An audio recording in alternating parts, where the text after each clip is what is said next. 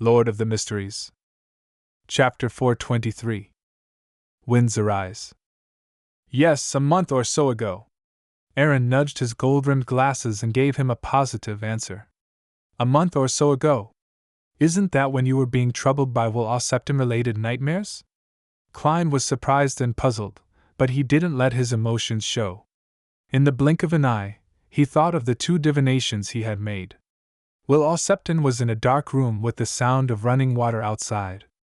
Was that symbolizing amniotic fluid or blood?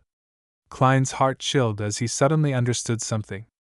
When he looked at Dr. Aaron again, he wore a rather complicated look in his eyes.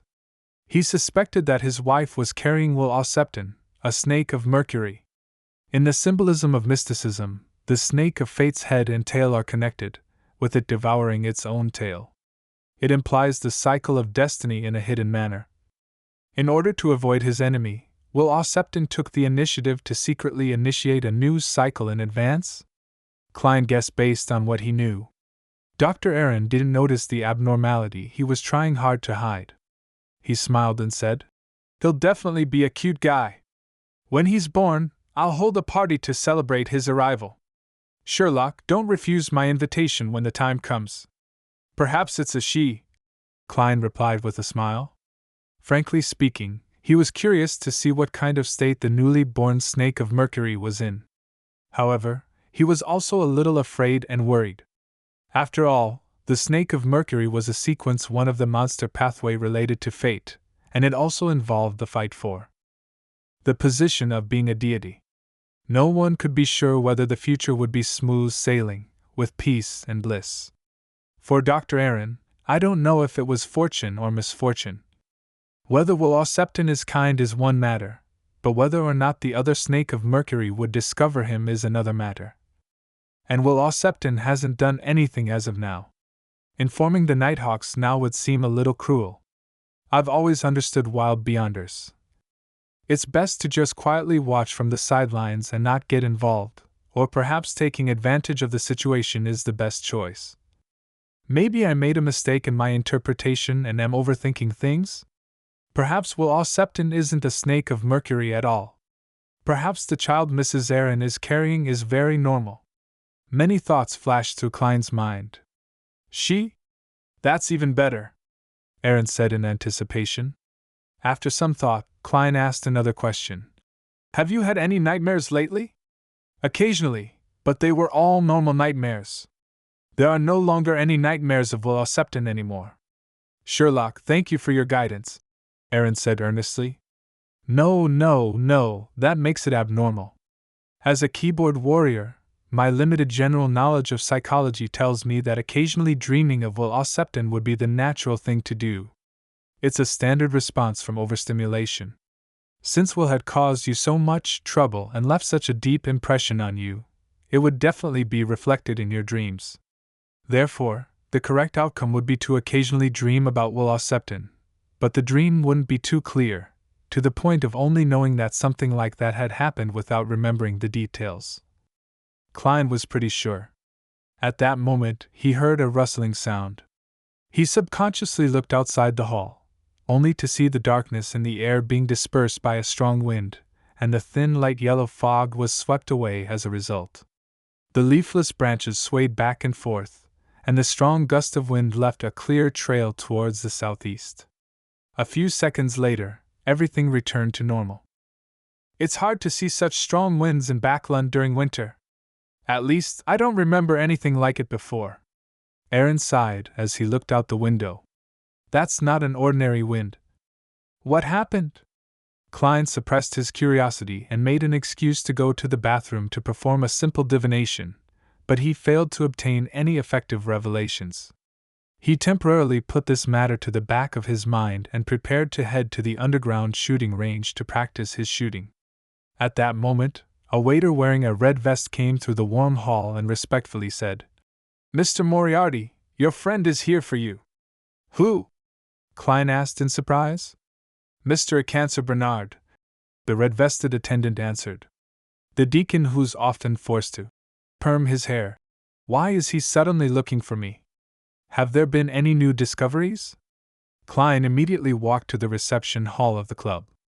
Icancer pressed down the hat which had been pushed up by his fluffy hair, walked over, and said with a lowered voice, "The mandated punishers have found Patrick Jason Beria." "How was he found?" Klein asked, half surprised, half curious. According to his divination, Jason Beria had always been wearing human skin. His true appearance and aura weren't what they had assumed they were. It was almost impossible for him to be found so easily. Icancer surveyed the area and said, "I'm not sure. I just received the news." He pointed to a small white bird standing on the tree outside the door. The bird was leisurely cleaning its feathers with its beak. Before Klein could ask further, Icancer gave a general account of what had happened. The mandated punishers found clues and confirmed Jason's location. However, the devil discovered the danger in advance and managed to kill 2 mandated punishers and fled before they managed to close in on him. This infuriated the higher-ups of the Church of Storms. As such, Spellsinger of God, a snake, is currently personally in pursuit. You likely saw a gust of wind just now. It was caused by him. He's the Archbishop of the Church of Storms Spaklund Diocese, and he's also one of the cardinals of the Church of Storms. It sounds normal, but it also feels weird.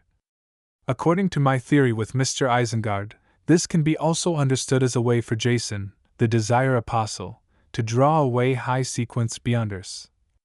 Klein asked after some deliberation, "Are you sure that the person discovered is Jason Beria?" Icancer's expression instantly turned heavy as he replied with an odd tone. "I'll give it a try," he replied in a strange tone. He motioned to Klein to follow him out, and into a large carriage parked at the side of the street. There were 2 members of the machinery hive mind inside. Icancer took a deep breath and took out the strange patterned silver mirror from a special pocket in his clothes. After doing the necessary steps, he gloomily said, "Honorable Rhodes, my question is, where is Patrick Jason Beria's current location?" The surrounding lights suddenly warped, as if they were lights after a rain. A scene rapidly surfaced on the silver mirror. It was a riverboat with a sail raised. Jason Beria, with his high cheekbones, blue eyes with a gray tint, and neatly combed hair, pressed down his cap, propped up the collar of his coat, and hurried into the cabin. "He's really trying to escape Backlund. Spellsinger of God seems to be heading towards the dock area," a female machinery hive mind member said in realization. "That's way too easy for him to be exposed, right?" Klein was filled with doubt. Icancer wasn't concerned with any of this. All his attention was placed on the silver mirror's surface. This time, there was only the choice of answering. Answering it wrongly or lying meant suffering a terrifying penalty. Soon, words in blood red appeared on the mirror. "If the man you like is covered with lumps, has his skin shed, reducing him only to flesh and blood, or has become a monster, but it is still able to communicate with him, will you still like him?" What a shameful question. Wait, a man? Klein almost turned his head to look at Icancer. Icancer slowly breathed out and said, "I will, but I will kill him with my own hands." Very honest. A new combination of words appeared on the surface of the silver mirror.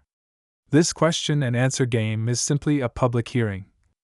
Klein really wanted to cover his face. He looked at the other 2 machinery hive mind members and saw no abnormalities from them, or perhaps it should be said that they were pretending to not have any abnormal expressions. He hesitantly said, "I keep feeling that all of this has been too easy. Perhaps that's not the real Jason Beria?" But Jason Beria was directed at him. Icancer was planning to put away the silver mirror. Klein thought for a few seconds and said after organizing his words, "No, what I truly mean is that we have to abandon any ingrained judgments. What we are looking for is that Desire Apostle, not Jason Beria. The 2 might not necessarily be the same. This is a point that I have to mention as a detective. On King's Avenue, a luxurious carriage left the kingdom's parliament. The carpeted carriage was furnished with a bed, a sofa, a table, and other furniture like a mobile room. Duke Pallas Negan, who was dressed in a dark blue admiral's uniform, was drinking a polished crystal glass of red wine that resembled crimson blood. As he sampled the wine, he said thoughtfully, Invite Earl Hall to be my guest tomorrow. I would like to discuss with him about increasing the remuneration of the factory workers and improving their working hours, as well as amending the poor law. These are bills he has been pushing hard for recently. He should be very interested. Why would the Church of Evernight suddenly be concerned over such matters?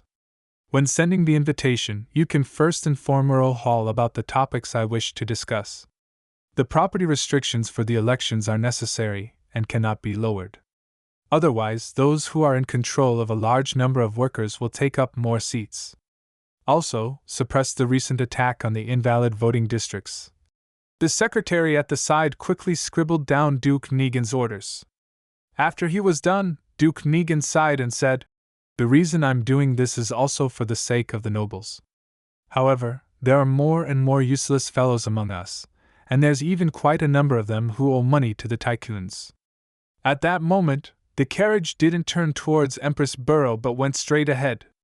As the greatest property-owning noble apart from the king, Duke Negan had many mistresses, but in the relatively conservative Lone Kingdom, this was something which would leave him vulnerable to his political enemies.